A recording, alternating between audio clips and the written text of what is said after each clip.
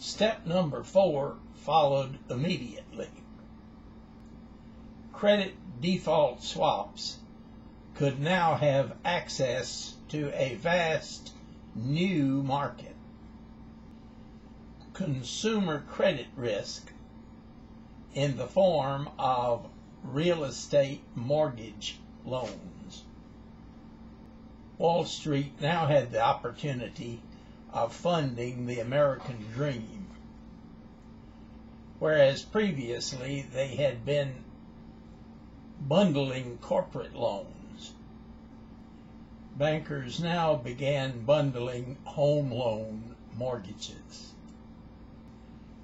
It did not take long to realize that the real gold mine of raw material for feeding the developing market frenzy consisted of easy mortgages. That is to say, easy or subprime credit standards. Now, everybody wanted a piece of the pie.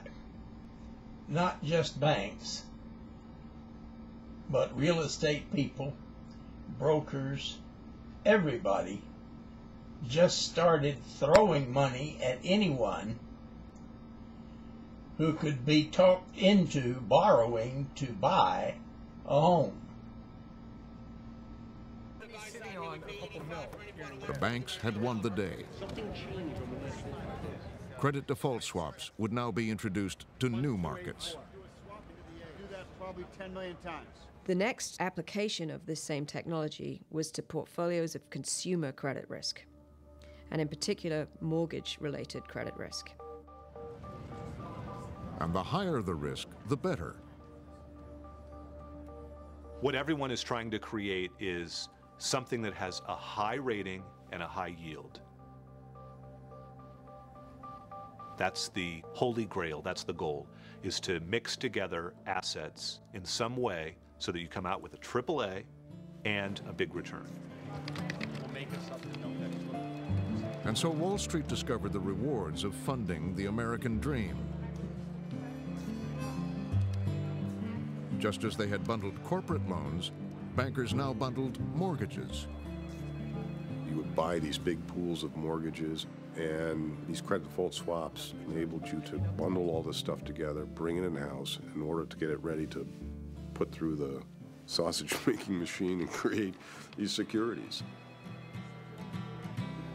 Bankers spread their investing dollars across the country, but especially in states seeing historic levels of population growth, places like Florida, Nevada, California, and here in Georgia. Well, Atlanta was one of the hottest markets in the country, the Atlanta region. Roy Barnes is the former governor of Georgia. Georgia was the 4th fastest growing state at the turn of this last century, and the fastest growing state east of the Mississippi. So it was a hot market to start with. I put my house on the market on a Tuesday, and it was gone Thursday. Elected in 1998, Barnes is renowned for having taken on Wall Street over subprime lending, a market the street had traditionally avoided. Subprime lending has been around for a long time and is supposed to be lending done to people whose credit is inferior. And in the 80s, there was no place for subprime. Nobody wanted it. The banks wouldn't buy it because there was a higher risk. City Mortgage, may I help you? I'm having trouble with my credit. That's no problem. We'll give you the best rate possible. 688-CITY. The subprime market was originally a niche market. Originally, it was not the major banks. It was the mortgage brokers who were specialists in this market. Subprime loans in Atlanta jumped by more than 500% during a 5-year period. What really changed the appetite for subprime mortgage was you could securitize it, and you could sell it on Wall Street.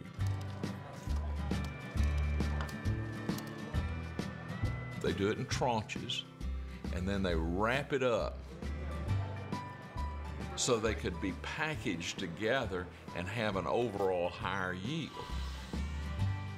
Nearly half of all new single-family home construction is in the South. Now more than 50,000 a month. And of course, Moody's says AAA.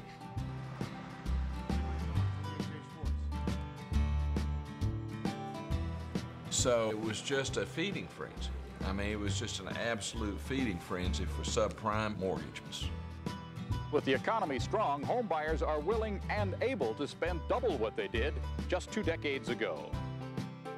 And you could just about drive by a bank and they'd throw loan paper in your car as you passed by. Became very loose, became very loose.